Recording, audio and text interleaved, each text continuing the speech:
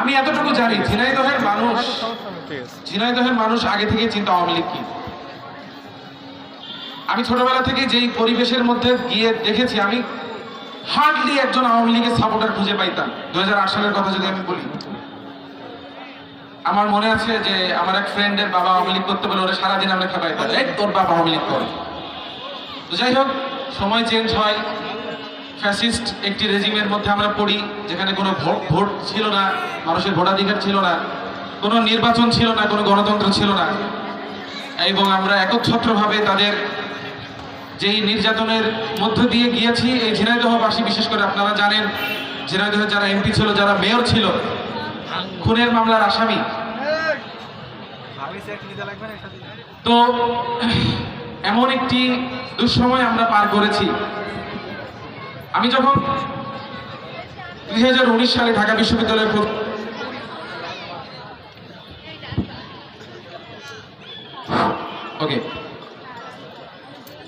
তখন আমার মধ্যে, আমাদের তখন ডাকসু ইলেকশনটা হয় ঢাকা বিশ্ববিদ্যালয়ে।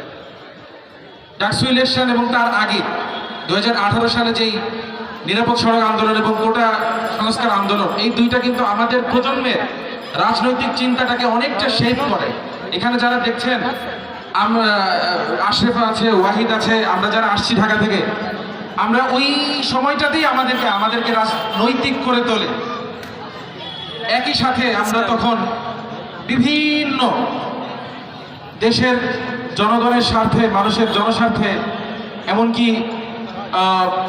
আন্তর্জাতিক ইস্যুতেও আমরা আন্দোলন সংগ্রাম করতাম, রাস্তায় দাঁড়াইতাম, রাজু ভাস্কর্যের নিচে আমরা স্লোগান ধরতাম, এবং যার প্রেক্ষিতে একটা সময় আমাদেরকে হল ত্যাগ করতে বাধ্য করা হয়। এরপর আমরা উপলব্ধি করলাম যে একটা রাজনৈতিক প্ল্যাটফর্মে যদি আপনি না থাকেন, তাহলে আপনি একা একা দাঁড়িয়ে কোনোভাবেই আপনার দেশের মানুষের রাজনৈতিক যে গণ আকাঙ্ক্ষা আছে, যে চাহিদা আছে, সেটা পূরণ করার দাবিতে আপনি কাজ করতে পারবেন না। রাজনীতি একা একা হয় না, রাজনৈতিক সংকটের মোকাবেলা রাজনৈতিকভাবেই করতে হয়। এবং সেই প্রেক্ষিতে আমরা তখন রাজনৈতিক তৎপরতা শুরু করি, যার প্রেক্ষিতে একটা পর্যায়ে গিয়ে 2023 সালের অক্টোবর মাসে আমরা গণতান্ত্রিক ছাত্র শক্তি নামে একটি জাতীয় রাজনৈতিক ছাত্র সংগঠনের পথ চলা শুরু, যেটির নেতৃত্বে আমাদের ডাকসুর সাবেক সমাজসেবা সম্পাদক আক্তার ভাই ছিলেন, নাহিদ ভাই ছিলেন সদস্য সচিব, ঢাকা বিশ্ববিদ্যালয়ের আহ্বায়ক ছিলেন আসিফ ভাই, এবং আবু বাকের মজুমদার আমার ছোট ভাই ও সদস্য সচিব হয়, এবং আমি যুগ্ম আহ্বায়ক আসিফ ভাইয়ের।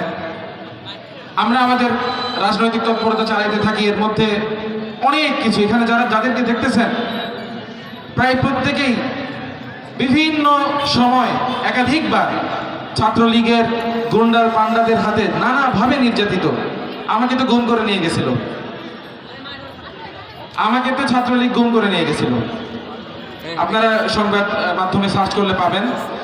এবং আমাকে, যাই হোক, অনেক মারধর করে, তারা তুলে নিয়ে যায়, এবং বিভিন্ন আবরার ফাহাদের স্মরণ সভা থেকে শুরু করে অনেক কিছুতে আমাদের উপর হামলা মামলা হয়।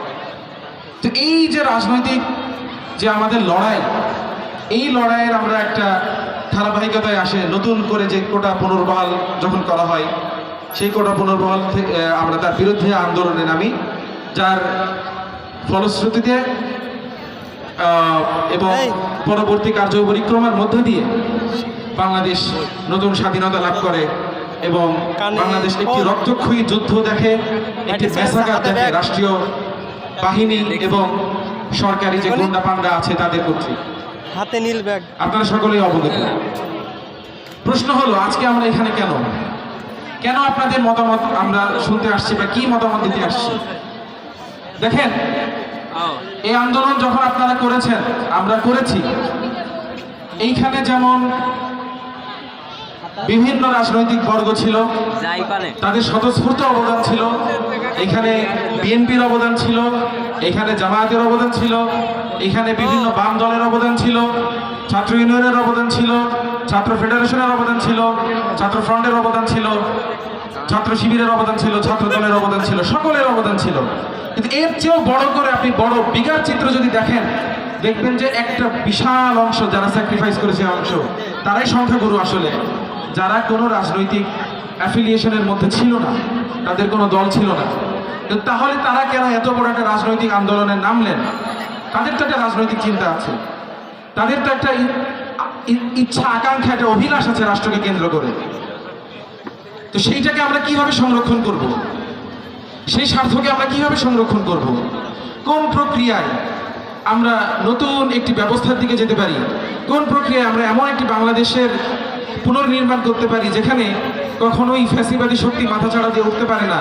কোন প্রক্রিয়া আমরা এমন একটা বাংলাদেশে বসবাস করতে পারি যেখানে সকল রাজনৈতিক দলের মধ্যে একটি সহাবস্থান থাকবে, সকলে তাদের রাজনৈতিক কর্মকাণ্ড সম্পূর্ণ নিরাপত্তার সাথে এবং সহাবস্থানের সাথে, শান্তির সাথে পালন করতে পারবে? সেই একটি বাংলাদেশের লক্ষ্যে আমরা যখন কাজ করে যাচ্ছি, তখন আমাদের সবচেয়ে বেশি যেই জিনিসটি প্রয়োজন সেটি হচ্ছে এই আন্দোলনের মুখ্যমণি যারা ছিলেন, আপনারা আমাদের সামনে উপবিষ্ট, আপনাদের মতামত, আপনাদের চাওয়া এবং আপনাদের আকাঙ্ক্ষা সম্পর্কে আমাদের জানা এবং আপনাদের মতের সাথে আমাদের মতের একটি যোগসূত্র তৈরি করা। তো আমার ধারণা আমরা আজকে এখানে এসেছি, আমাদের ছাত্র ভাইদের সঙ্গে আগেও কথা হয়েছে এবং আজকে আরো বড় চিত্রে আপনাদের সঙ্গে কথা হচ্ছে। আমি অত্যন্ত আশাবাদী এবং অত্যন্ত খুশি যে আজকে যেই বাংলাদেশে, যেই ঝিনাইদহে দাঁড়িয়ে আমরা কথা বলছি, 1 মাস 2 মাস আগে যদি আমাকে কেউ বলতে এমন একটি ঝিনাইদহে তুমি আমি গাড়ি থেকে নামবো একটি স্বাধীন ঝিনাইদহে যেখানে আওয়ামী লীগের ফ্যাসিস্ট গুন্ডা পান্ডাদের কোনো প্রেতাত্মার অস্তিত্ব থাকবে না, থাকলেও তারা থাকবে পালিয়ে, আমি হয়তো বিশ্বাস করতাম না। কিন্তু সেটি সম্ভব হয়েছে শুধুমাত্র আপনাদের কারণে, শুধুমাত্র আপনাদের ত্যাগের কারণে। আজকে আমরা শহীদ পরিবারের সঙ্গে কথা বলেছি, তাদের কান্না আমরা নিতে পারি না। এই যে মানুষগুলো শহীদ হয়েছেন, জীবন দিয়েছেন, তাদের স্বপ্নকে বাস্তবায়ন না করা পর্যন্ত আমরা যারা নেতৃত্বের জায়গায় ছিলাম, আমরা যদি থেমে যাই তাহলে আমরা হয়ে যাব গাদ্দার। সুতরাং আমরা থামবো না, আমরা সেই বাংলাদেশ পুনর্নির্মাণ করা পর্যন্ত আমরা আমাদের সর্বরকম প্রচেষ্টা আমরা চালিয়ে যাব। এবং সেই অঙ্গীকার নিয়ে ঢাকা বিশ্ববিদ্যালয় থেকে আমাদের যে টিমটি এই খুলনা বিভাগের প্রত্যেকটি জেলায় সফর করছেন, তার ধারাবাহিকতায় আজকে আমরা ঝিনাইদহ জেলায় এসেছিলাম। আপনারা যারা এখানে এসেছেন আমাদেরকে বিভিন্ন মতামত জানিয়ে আমাদেরকে সমৃদ্ধ করেছেন। আপনাদের কাছে আমাদের অত্যন্ত আমার আকুল আবেদন এবং নিবেদন থাকবে যে আপনারা আমাদের সঙ্গে যোগাযোগ রাখবেন, আপনারা আমাদেরকে পরামর্শ দিয়ে আমাদেরকে উপকার করবেন, আমাদেরকে সাহায্য করবেন, যেন আমরা বিপথে না যাই, যেন আমরা আপনাদের জন্য কাজ করতে পারি, যেন আমরা আপনাদের জন্য এই বাংলাদেশ তৈরি করতে পারি। এই বাংলাদেশ আপনার, আমার, আমাদের সকলের। এই ঝিনাইদহ শহর আমাদের সকলের, এই ঝিনাইদহ শহর আমাদের প্রত্যেকটি হিন্দু, মুসলমান, বৌদ্ধ, খ্রিস্টান সহ সকল বর্ণ, শ্রেণী এবং পেশার মানুষের। কোনো ফ্যাসিস্ট, কোনো স্বৈরাচারীর উত্থান এই ঝিনাইদহ শহরে এবং সমগ্র বাংলাদেশের কোনো কোনায় আমরা আর হতে দিতে পারি না। সেই লক্ষ্যে আমরা সকলে একসঙ্গে কাজ করে যাব ইনশাল্লাহ। আপনাদের সকলের দোয়া চাই। আমি আপনাদের ভাই, আপনাদের সন্তান, আপনাদের আত্মীয়। আমি এই ঝিনাইদহের সন্তান। আমি যতদিন বেঁচে আছি ইনশাল্লাহ এই ঝিনাইদহের মানুষের কল্যাণের জন্য আমি কাজ করে যাব। আমি আপনাদের সকলের কাছে দোয়া চাই।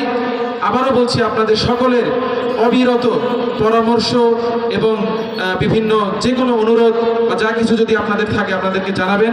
সেই প্রত্যাশা ব্যক্ত করে আমি আমার বক্তব্য শেষ করছি। সকলে আমার জন্য দোয়া করবেন। আপনাদের সকলের জন্য আমার দোয়া থাকবে। আসসালামু আলাইকুম ওয়া রাহমাতুল্লাহ।